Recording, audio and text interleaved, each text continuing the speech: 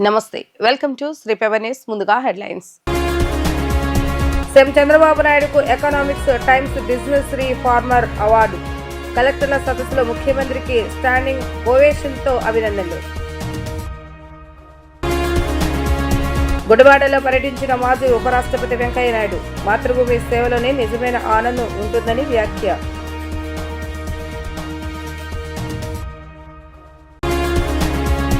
పసిబిడ్ల విక్రయ ముఠా గుట్టు రట్టు చేసిన బెజవాడ పోలీసులు.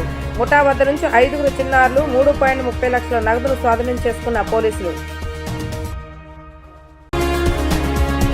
ఈ తరహా అవార్డులు ఎప్పుడు తాను తీసుకోలేదని విదేశీ యూనివర్సిటీలు డాక్టరేట్ ఇస్తున్నామన్న సున్నితంగా తిరస్కరించినట్లుగా ముఖ్యమంత్రి చంద్రబాబు నాయుడు చెప్పారు. ఈ అవార్డు రావడం వెనుక క్రెడిట్ అంతా తన సహచరులు, అధికారులు, కలెక్టర్లదే అని ఆయన తెలిపారు. ఈజ్ ఆఫ్ డూయింగ్ బిజినెస్ విషయంలో గతంలో గుజరాత్ మొదటి స్థానంలో నిలిచిందని, ఆ తర్వాత ప్రతి ఏడాది ఏపీని అగ్రస్థానంలో నిలిచిందని ఆయన చెప్పుకొచ్చారు. ప్రతిష్టాత్మకమైన business reformer of the year అవార్డుకు ఏపీ సీఎం చంద్రబాబు నాయుడును ప్రముఖ దినపత్రిక ఎకనామిక్ టైమ్స్ ఎంపిక చేస్తుంది. ఈ అవార్డుపై కలెక్టర్ల సదస్సులో సీఎం స్పందించారు. ఈ సందర్భంగా ఆయన మాట్లాడుతూ, ఎన్నిసార్లు నిబంధనలు మార్చినా ఏపీనే నెంబర్ 1గా ఉందని అన్నారు. ఇప్పుడు gear March speed of doing business విధానం ద్వారా పెట్టుబడులను ఆకర్షిస్తున్నామని తెలిపారు. 18 నెలల్లో 25 పాలసీలను తీసుకొచ్చి పరిశ్రమలను పెట్టుబడులు తీసుకొస్తున్నామని అన్నారు. ప్రతి నెల ఎస్ఐపిసి, ఎస్ఐపిబిల ద్వారా పెట్టుబడులకు ఆమోదం తెలియజేస్తున్నామని చెప్పారు. డిప్యూటీ సీఎం పవన్ కళ్యాణ్ పూర్తి సహకారం అందిస్తున్నారని, ఇక కేంద్రం ఇస్తున్న సహకారాన్ని ఎట్టి పరిస్థితుల్లోనూ మరవకూడదని వెల్లడించారు. గత ప్రభుత్వంలో ధ్వంసమైన రాష్ట్రాన్ని పునర్నిర్మించగలుగుతారా అని చాలా మంది అనుమానాలు వ్యక్తం చేశారని, రాష్ట్రాన్ని పునర్నిర్మిస్తామని చెప్పాం, చేసి చూపిస్తున్నామని ఆయన స్పష్టం చేశారు. ప్రజలు, పరిశ్రమలు ఏపీని విశ్వసిస్తున్నాయని అన్నారు. దేశంలోని ఏ రాష్ట్రం తీసుకురాని విధంగా పారిశ్రామిక ప్రోత్సాహకాల విషయంలో ఎస్కో ఖాతాను తీసుకొచ్చామని, దీనికి త్వరలోనే మార్గదర్శకాలు జారీ చేస్తామని వెల్లడించారు. లేబర్ కోడ్ గైడ్స్ లైన్స్ విషయంలోనూ కేంద్రం ఏపీని సంప్రదించిందని అన్నారు. అందుకే ఇప్పుడు గేర్ మార్చే స్పీడ్ ఆఫ్ డెలివరింగ్ గవర్నెన్స్ ను అమలు చేయాలని నిర్ణయించామని ఆయన పేర్కొన్నారు. ఇది మనం అందరం ఎంతో గర్వపడాల్సినటువంటి వార్త. ఈరోజు దేశం మొత్తం కూడా చర్చనీయాంశమైనటువంటి వార్త. ఇన్ఫ్యాక్ట్ ఆ న్యూస్ హెడ్లైన్స్ చూస్తేనే ఇట్స్ గూస్ బంప్స్. అసలు state of the matter, Naidugiri and the art of winning over the big business అంటే అసలు టైటిల్ ఇట్ సెల్ఫ్ స్పీక్స్. ప్రపంచంలో దాదాగిరిని చూశారు సార్, ఈ రాష్ట్రం చూసింది సార్ దాదాగిరి. నవ్వు ప్రపంచానికి ఒక కొత్త వర్డ్ ఇంట్రడ్యూస్ అయింది sir, Naidugiri. And what is that Naidugiri అంటే art of winning over the big business. It's not just normal business sir, it's a big business. మామూలుగా సార్ రిఫార్మ్స్ చేయాలంటే ఎంతో ధైర్యం కావాలి సార్.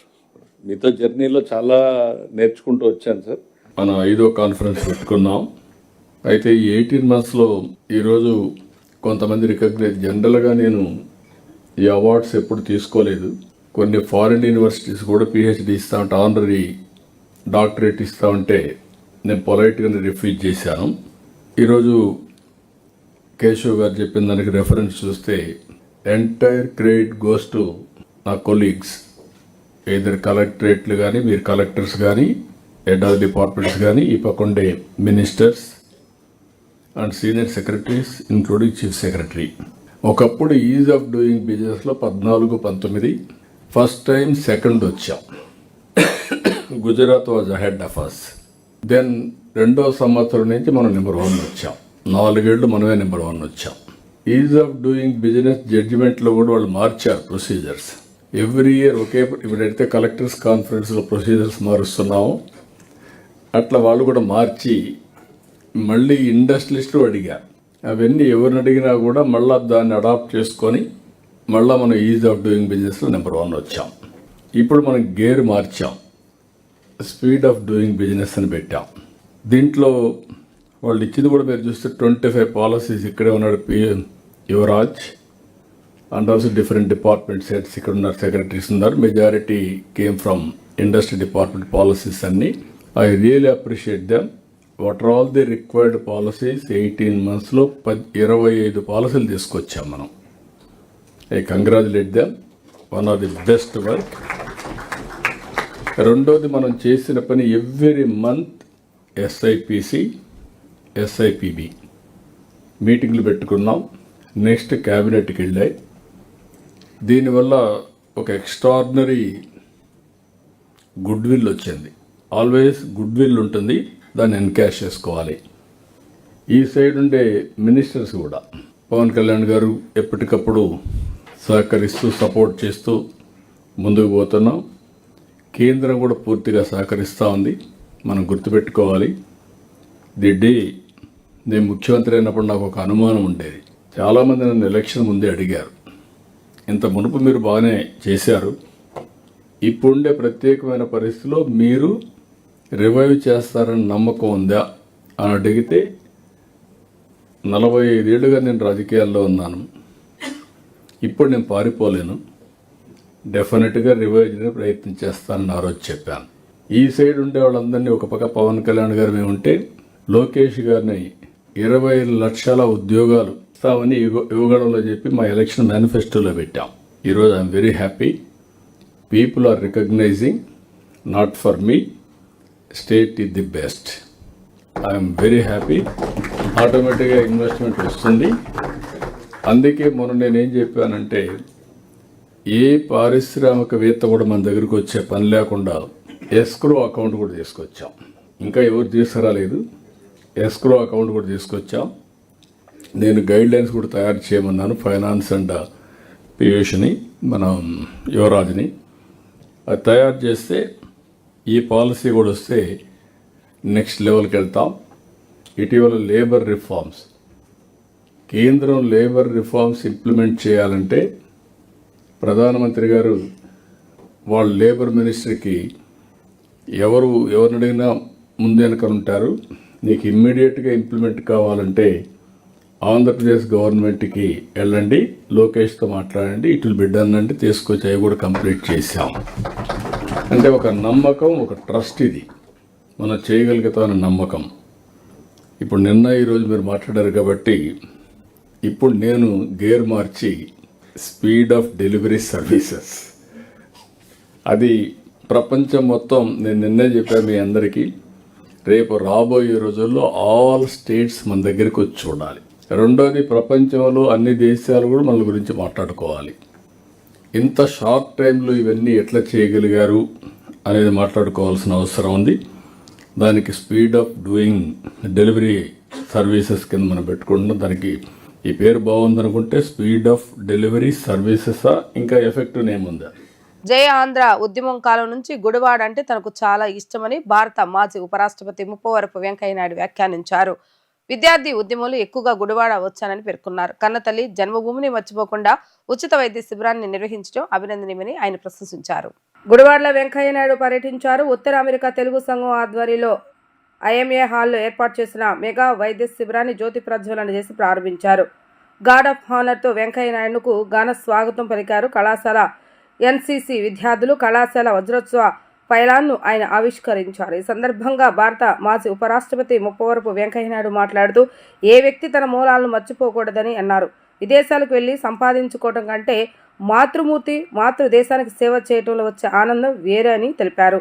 జీవనశైలి, మారిన ఆహారపు అలవాట్లతో పలు కొత్త రోగాలు వస్తున్నాయని తెలిపారు. ప్రకృతి సమతుల్యత కనుమరుగవుతున్న రోజుల్లో ఆరోగ్యంపై శ్రద్ధ వహించాలని అన్నారు.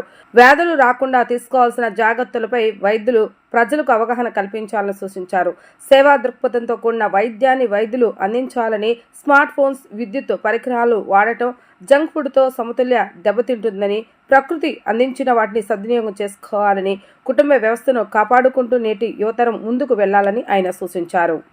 పీబీఎన్ కాలేజీ ఈ అలవాట్లు మానేయాలి, అది అవమానకరం. అక్కినేని నాగేశ్వరరావు కళాశాల అని మాత్రమే పిలవాలని చెప్పి నేను కోరుతున్నాను. చిట్టిపెట్టి మాటలు మాట్లాడడం, ఆ ఇంగ్లీష్ వాళ్ళు పెట్టిపోయారు మన మాటలు, మన దేశం, మన గొప్ప అని మనం గుర్తుపెట్టుకోకూడదని. హైదరాబాద్లో ఎంజీ రోడ్డు అంటే ఎంజీ రామచంద్రన్ కాదు, మహాత్మా గాంధీ రోడ్డు. మహాత్మా గాంధీ ఎంజీ అయిపోయాడు. SP road, Sardar Patel road, Sardar Patel ఒక ఎస్పీ అయిపోయాడు. ఈ మంచిది కాదు. వాళ్ళ భాషని పెంచడానికి, మనల్ని మనం మర్చిపోవడానికి వాళ్ళు అవి పెట్టారు. ఇప్పుడు మాట్లాడకూడదు కూడా మనం ఏం చేస్తున్నాం, ఆ వరలోనే ఇంకా పోతున్నాం. మా డ్రైవర్ మాట్లాడుతున్నాడు, ఇంకొకటితో మాట్లాడుతున్నాడు, బ్రో బాగున్నావా అని. బ్రో ఏమైనా బ్రోకరా అతను, ఏ బ్రోకర్ అన్నా? కాదు సార్, బ్రో అంటే బ్రదర్ అన్నారు. నేర్చుకుంటారా అని చెప్పాను. ఈ పరిస్థితి ఏమాత్రం మన సమాజానికి మంచిది కాదు. ఇవాళ నేను ఒక ప్రతిష్టాత్మకమైన పురాతనమైన మంచి కళాశాల వేదికగా నేను చెప్తూ ఉన్నాను. దయచేసి అందరూ తెలుగులో మాట్లాడండి. ఇంగ్లీష్ వాళ్ళకి ఇంగ్లీష్తో మాట్లాడండి. ఇంకా మీరు ఇతర భాషలో కూడా హిందీలో మాట్లాడండి వాళ్ళతో. కానీ మనం ఇంట్లో, వీధిలో, గుడిలో, బడిలో అమ్మ ఒడిలో నుంచి వచ్చిన భాష అవుతుంది అమ్మ భాష, ఆ తెలుగులో మాట్లాడాలి.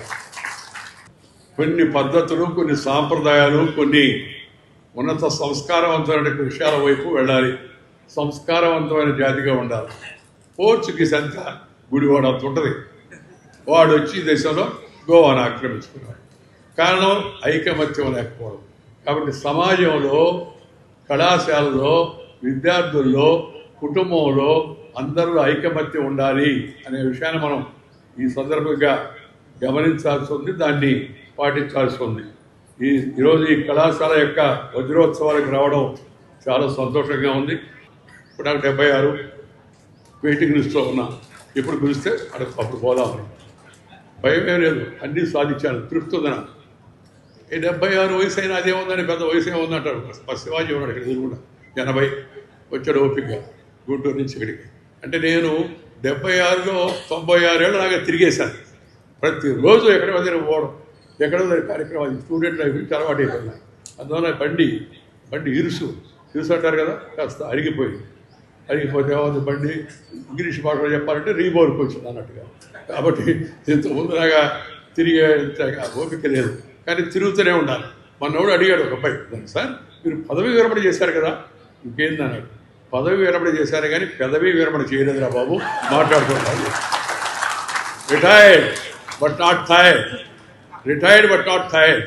మైండ్ యాక్టివ్గా ఉంది, మనసు కోరికతో ఉంది. పోవాలా, విజయవాడ పిలిచారు, వెళ్ళాలని చెప్పారు. విజయవాడలో పసిబిడ్డల విక్రయం ముఠా గుట్టును పోలీసులు రట్టు చేశారు. నెలల వయసు పసిబిడ్డలను విక్రయిస్తున్న ముఠాను పోలీసులు అదుపులోకి తీసుకున్నారు. గతంలో అరెస్టు చేసిన బలగం సరోజ ముఠానే ఆ శిశువుల అక్రమ అమ్మకాలు చేస్తున్నట్లుగా గుర్తించారు. వీరి నుండి 5 చిన్నారులను రక్షించడంతో పాటు 3.30 లక్షల నగదును సైతం స్వాధీనం చేసుకున్నారు పోలీసులు. విజయవాడలో ఆంధ్ర రాష్ట్ర శిశు విక్రయాల ముఠా గుట్టును నగర పోలీసులు రట్టు చేశారు. గతంలోనే ఇదే తరహా నేరాలకు పాల్పడి జైలుకు వెళ్లి బెయిల్పై విడుదలైన ప్రధాన నిందితురాలు బలగం సరోజిని తన పాత పద్ధతిని మార్చుకోకుండా ఢిల్లీ మరియు ముంబై ఏజెంట్ల సహాయంతో చిన్నారులను కొనుగోలు చేసి విక్రయిస్తున్నట్లుగా నగర పోలీస్ కమిషనర్ ఎస్వి రాజశేఖర బాబు పక్కా సమాచారం అందింది. ఈ మేరకు టాస్క్ ఫోర్స్ మరియు స్థానిక పోలీసులు సమన్వయంతో భవానీపురం, నున్న, కొత్తపేట ప్రాంతాల్లో ఏకకాలంలో దాడులు నిర్వహించి సరోజినితో పాటు మొత్తం 10 మంది ముఠా సభ్యులను అరెస్టు చేశారు. వీరి నుండి 5 చిన్నారులను రక్షించడంతో పాటు 3.30 లక్షల రూపాయల నగదును స్వాధీనం చేసుకున్నారు.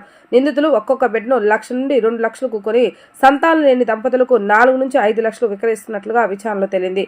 నిందితులపై వివిధ పోలీస్ స్టేషన్ల కేసులు నమోదు చేసి దర్యాప్తు చేస్తున్నారు.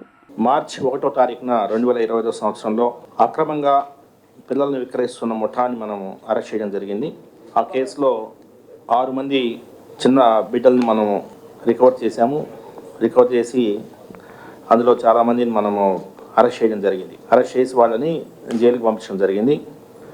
ఆ కేసులో బలగం సరోజిని అని ఒక లేడీ, తర్వాత మరో నలుగురు మహిళల్ని మనము ఆ సమయంలో అరెస్ట్ చేసి వాళ్ళ దగ్గరున్న 3 పిల్లలను స్వాధీనం చేసుకుని తర్వాత 4 లక్షల రూపాయలని కూడా స్వాధీనం చేసుకోవడం జరిగింది.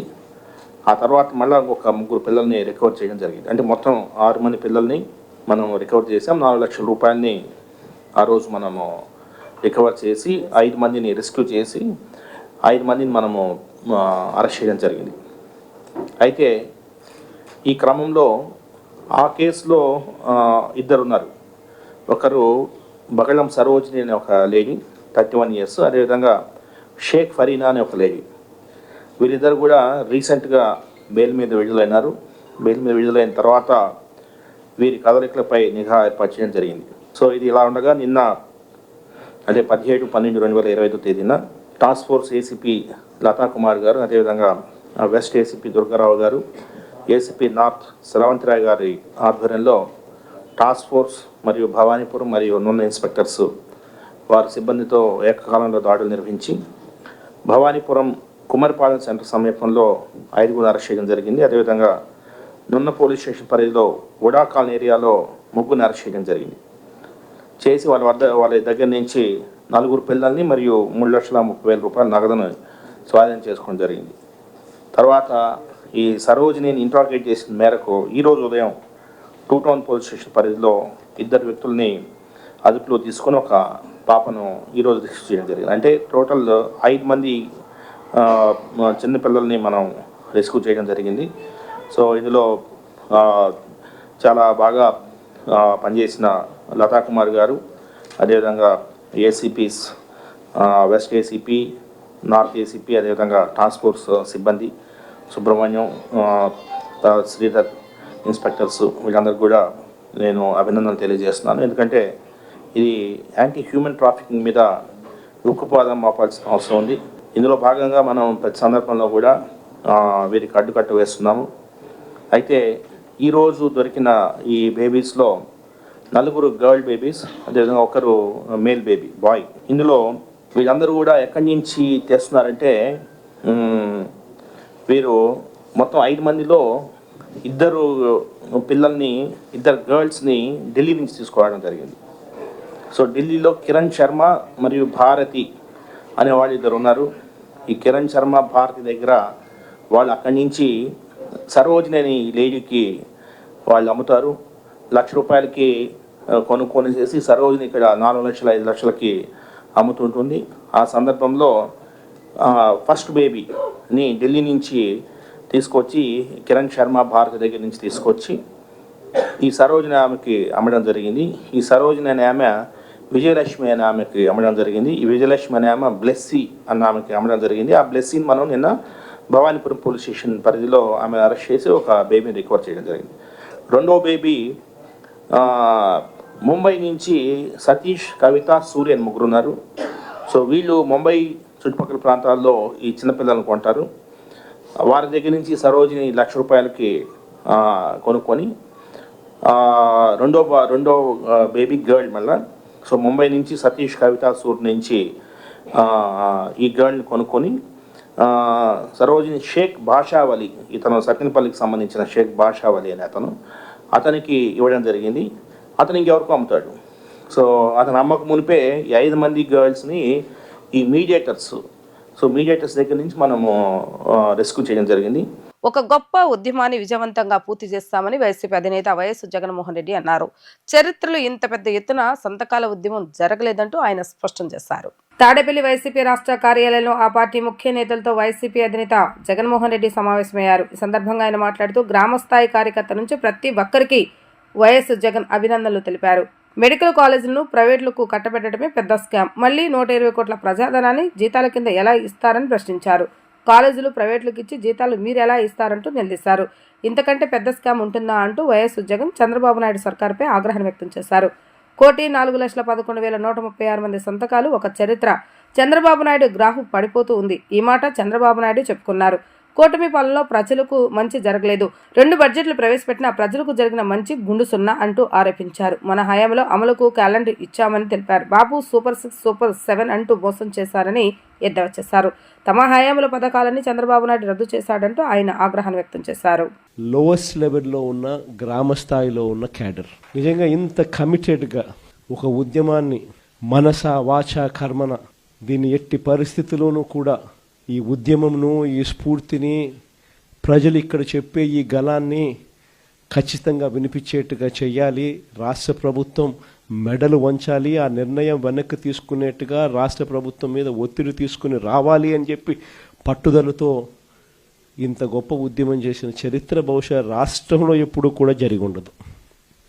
నిజంగానే అందరికీ కూడా ఇక్కడ నుంచి మొదలు పెడితే గ్రామ స్థాయిలో ఉన్న ప్రతి కార్యకర్త దగ్గర వరకు కూడా ప్రతి ఒక్కరికి కూడా మనస్ఫూర్తిగా కృతజ్ఞతలు, అభినందనలు 2 కూడా తెలియజేస్తా ఉన్నాను.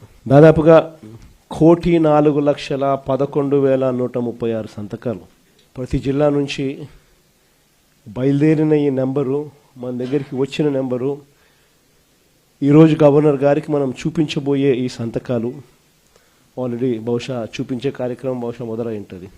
ఆల్రెడీ బండ్లను మనం ఫ్లాగ్ ఆఫ్ చేసినాము. ఆ బండ్లన్నీ గవర్నర్ గారి ప్రెమిసెస్కు ఆల్రెడీ చేరాయి.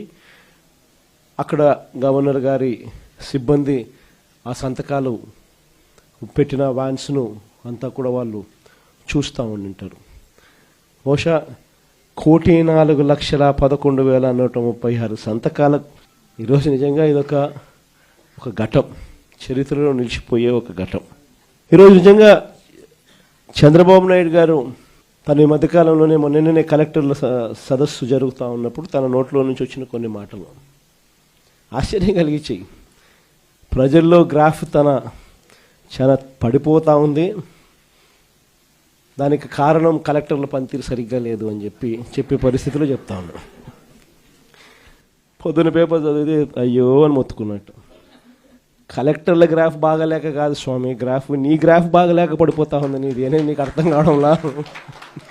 నీ హయాంలో నువ్వు వచ్చిన తర్వాత ప్రజలకు ఏదైనా మంచి జరిగిందా అని అంటే ఒకటి మంచి జరగల. చంద్రబాబు నాయుడు గారు ఈ 18 నెలల కాలంలో, దాదాపు 18 నెలలే ఉంది, ఈ బడ్జెట్ వస్తే మూడో బడ్జెట్ ప్రవేశపెడతా ఉన్నాడు. ఈ మార్చిలో తాను ప్రవేశపెట్టబోయేది 3వ బడ్జెట్. అంటే మొత్తం 5 బడ్జెట్లు ప్రవేశపెట్టే అవకాశం ఈ ముఖ్యమంత్రికైనా ఉంటుంది. అలాంటిది 3వ బడ్జెట్ ప్రవేశపెడతా ఉన్నాడు ఈ మార్చిలో. అంటే 2 బడ్జెట్లు అయిపోయినాయి, అంటే 2 సంవత్సరాలు అయిపోయినాయి. ఈ మార్చి వచ్చేసరికి 3వ బడ్జెట్ కూడా ప్రవేశపెడతా ఉన్నాడు. మరి ఈ 2 సంవత్సరాలు ఈ కాలంలో 2 బడ్జెట్లు ప్రవేశపెట్టి దాదాపుగా 2 సంవత్సరాలు అయిపోవస్తా ఉన్న ఈ కాలంలో ప్రజలకు ఏదైనా మంచి జరిగిందా అని అంటే బోర్డు సున్నా కనిపిస్తుంది. అంతవరకు ప్రజలకు అందుబాటులో ఉండే అన్ని స్కీములు రద్దయిపోయినాయి. మన ప్రభుత్వ హయాంలో టెన్షన్గా ప్రతి నెల, బహుశా ఏ ప్రభుత్వంలో ఎప్పుడు జరిగిండదేమో, ఏ నెల ఏ స్కీమ్ ఇవ్వబోతున్నాము, ఏ నెల ఏ బటన్ నొక్కబోతున్నాము అని చెప్పి ముందుగానే ప్రజలకి క్యాలెండర్ ఇచ్చి ఆ క్యాలెండర్ను అమలు చేసిన పరిస్థితి బహుశా దేశ చరిత్రలో ఎక్కడ కూడా బహుశా జరిగిండదు. అవన్నీ చేయడమే కాకుండా నేను సూపర్ 6, సూపర్ 7 కూడా హామీలు అమలు చేస్తానని చెప్పిన వ్యక్తి ఈ 22 ఏళ్ళు కావస్తా ఉన్న ఈ సమయంలో చంద్రబాబు నాయుడు గారి హయాంలో జరిగింది ఏమిటి అని అంటే అన్ని పథకాలు, గతంలో జరిగే అన్ని పథకాలు రద్దు కావడం, సూపర్ 6, సూపర్ 7 మోసాలుగా మిగిలిపోవడం, పైగా వ్యవస్థలన్నీ పూర్తిగా నీరు గారిపోవడం, నిర్వీర్యమైపోవడం, ఈ 3 చూసాం మనం. డ్రగ్స్ అలవాటు వల్ల శారీరక, మానసిక, సామాజికంగా ఎదురయ్యే నష్టాలను విద్యార్థులకు స్పష్టంగా వివరించారు. డ్రగ్స్ కు దూరంగా ఉండేందుకు పాటించవలసిన నియమాలు, జాగ్రత్తలు ఈ సందర్భంగా తెలియజేశారు. డ్రగ్స్ ముంపు నుంచి విద్యార్థులను దూరంగా ఉంచడమే లక్ష్యంగా ఈగల్ టీం విజయవాడ ఆధ్వర్యంలో Siddhartha medical college IGP eagle Shri Ake Ravikrishna ఆదేశాల మేరకు విజయవాడలో డ్రగ్స్ పై అవగాహన కార్యక్రమాన్ని నిర్వహించారు. ఈ కార్యక్రమానికి విచ్చేసిన Vijayawada task force CI Chandrasekhar, eagle team SI M Veeranjaneyulu drugs పై విద్యార్థులు ఎలా అలవాటు పడుతున్నారో, వాటికి దారితీసే కారణాలు ఏమిటో వివరించారు. అలాగే ఎన్టీపీఎస్ చట్టం పరిధిలోకి వచ్చే నేరాలు, వాటికి విధించే కఠిన శిక్షలపై అవగాహన కార్యక్రమాన్ని నిర్వహించారు. డ్రగ్స్ అక్రమ రవాణా, వినియోగంపై సమాచారం అందించేందుకు ఏర్పాటు చేసిన ఈగల్ టోల్ ఫ్రీ నెంబర్ 1972ను విద్యార్థుల చేత పలికించి ఎలాంటి సమాచారం ఉన్నా నిర్భయంగా తెలియచేయాలని సూచించారు. ఈ సందర్భంగా ఆపరేషన్ సేఫ్ క్యాంపస్, ఆపరేషన్ గరుడ, ఆపరేషన్ ఈగల్ కార్యక్రమాల లక్ష్యాలు, వాటి ద్వారా చేపడుతున్న చర్యలను విద్యార్థులకు వివరించారు. డ్రగ్స్ ఫ్రీ ఆంధ్రప్రదేశ్ నిర్మాణంలో విద్యార్థులు కీలక పాత్ర పోషించాలని కోరారు. కార్యక్రమం ముగింపులో విద్యార్థుల చేత డ్రగ్స్ వ్యతిరేకంగా ప్రతిజ్ఞ చేయించి డ్రగ్స్ వద్దు బ్రో అనే నినాదాన్ని పలికించారు. నేను government Siddhartha medical college Vijayawada principal additional DME doctor A Yedukondalarao గారు మాట్లాడుతున్నానండి.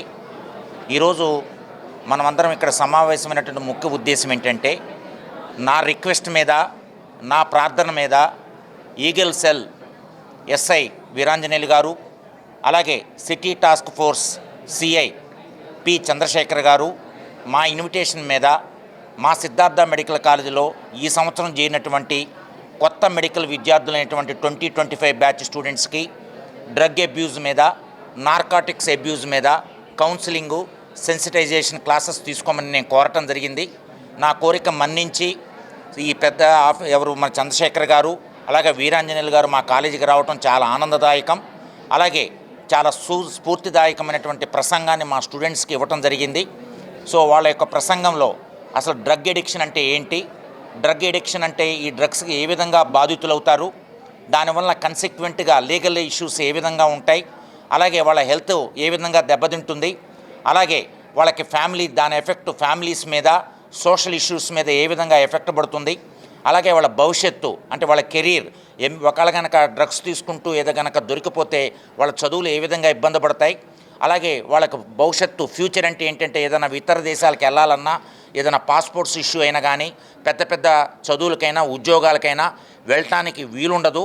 సో ఇవన్నీ జాగ్రత్తలందరూ అన్నీ మా చంద్రశేఖర్ గారు మరియు వీరాంజనేయులు గారు క్షుణ్ణంగా మా సిద్ధార్థ మెడికల్ కాలేజీ 2025 అంటే ఈ సంవత్సరం చేరినటువంటి నూతన విద్యార్థులందరికీ సవినయంగా చాలా క్షుణ్ణంగా విశదకంగా చెప్పడం జరిగింది. గుడ్ ఆఫ్టర్నూన్, నా పేరు Veeranjaneyulu, NTR district eagle cell ఎస్ఐని.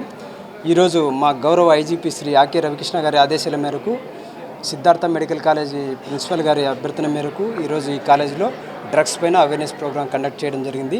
ఇటీవల కాలంలో స్టూడెంట్స్ ఎక్కువగా డ్రగ్స్ బారిన పడుతున్నారు కాబట్టి వాళ్ళకి తెలిసి తెలియక డ్రగ్స్ బారిన పడుతున్నారు. వాటికి డ్రగ్స్ బారిన పడితే వాళ్ళకి కలిగే హెల్త్ ప్రాబ్లమ్స్ గురించి, అలాగే సోషల్ ఎకనామిక్ ప్రాబ్లమ్స్ గురించి, అలాగే వాళ్ళ కెరియర్ ప్రాబ్లమ్స్ గురించి వాళ్ళకి క్షుణ్ణంగా వివరించడం జరిగింది.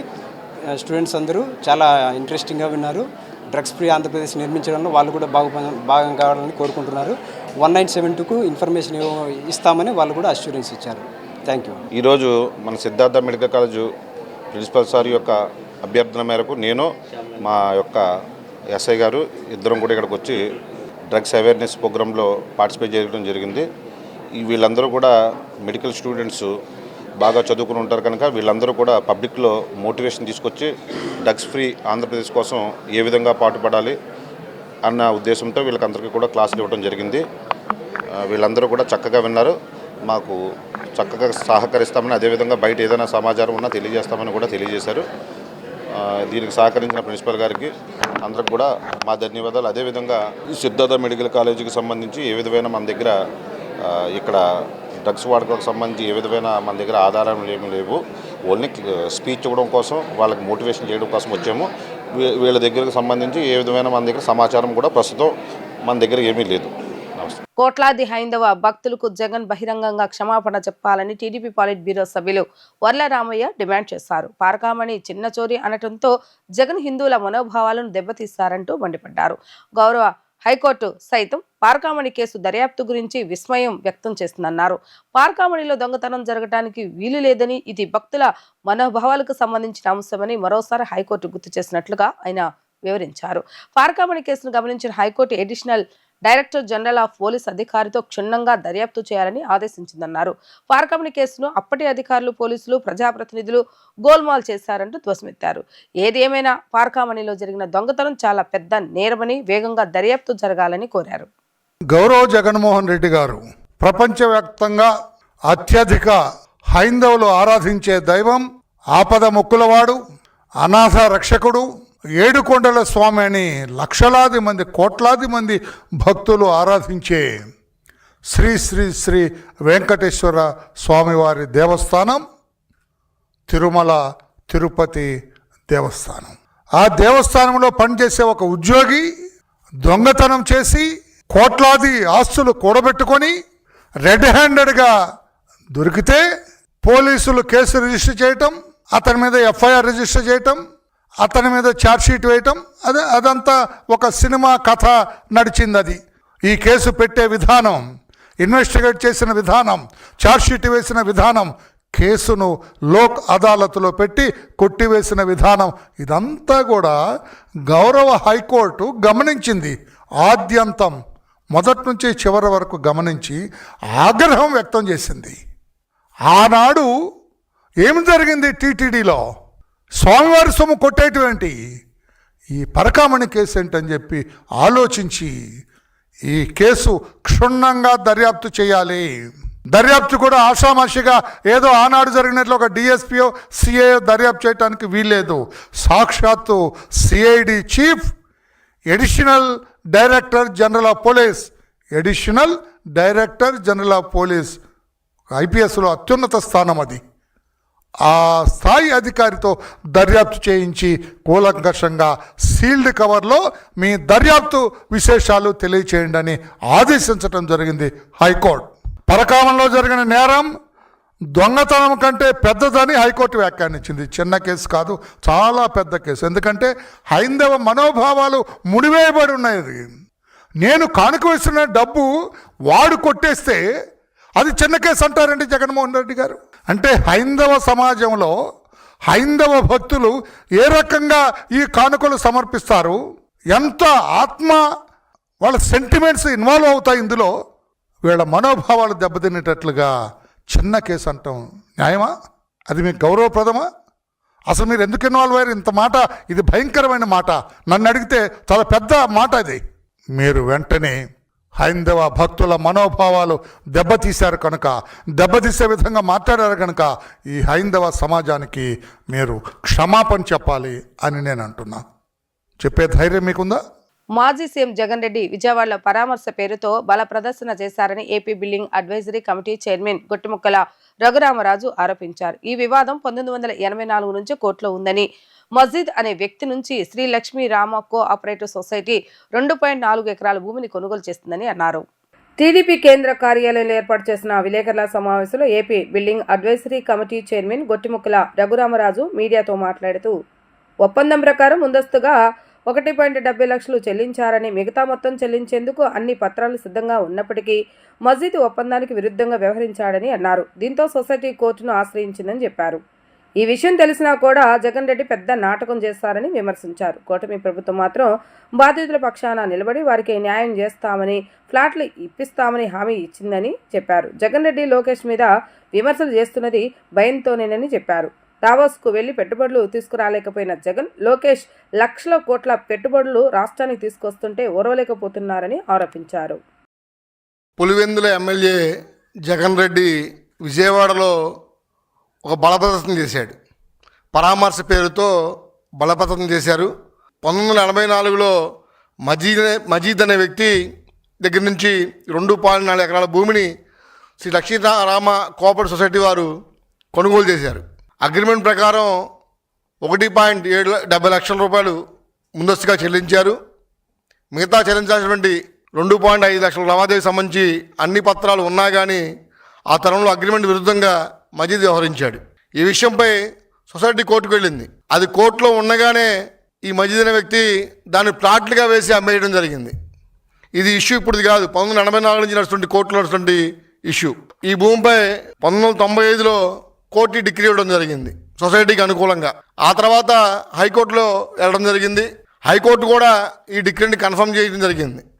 ఆ తర్వాత బెంచ్కి వెళ్ళడం జరిగింది. దాంట్లో 2023లో హైకోర్టు స్పష్టంగా ఈ భూమి సొసైటీకి రిజిస్ట్రేషన్ చేయమని చెప్పడం జరిగింది.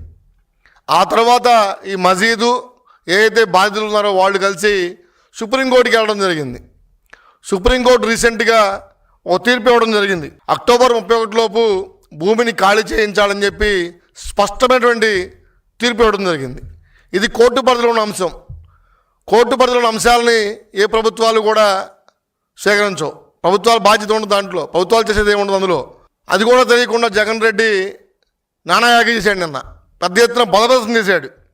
అసలు హైకోర్టులో 2023లో తీర్పు ఇచ్చినప్పుడు ఉన్న ప్రభుత్వం మీదే కదా, అప్పుడు ఏం చేసావు జగన్ రెడ్డిని అడుగుతాను నేను. అప్పుడు అక్కడ ఎమ్మెల్యే ఉన్నటువంటి వెల్లంపల్లి శ్రీనివాస్ మంత్రిగా కూడా ఉన్నాడు. అప్పుడు బాధితుల పక్షాన ఎందుకు నిలబడలా? ఆ సొసైటీ వాళ్ళతో మాట్లాడి ఎందుకు సమస్య పరిశీలించాలని సందర్భంగా అడుగుతా ఉన్నాను నేను.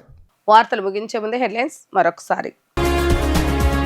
సీఎం చంద్రబాబు నాయుడుకు economics times business reformer award. కలెక్టర్ల సదస్సులో ముఖ్యమంత్రికి స్టాండింగ్ ఓవేషన్తో అభినందనలు. గుడివాడలో పర్యటించిన మాజీ ఉపరాష్ట్రపతి వెంకయ్య నాయుడు, మాతృభూమి సేవలోనే నిజమైన ఆనందం ఉంటుందని వ్యాఖ్య.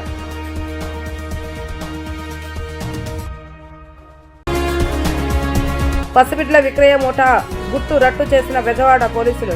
ముఠా వద్ద నుంచి 5 చిన్నారులు 3.30 లక్షల నగదును స్వాధీనం చేసుకున్న పోలీసులు.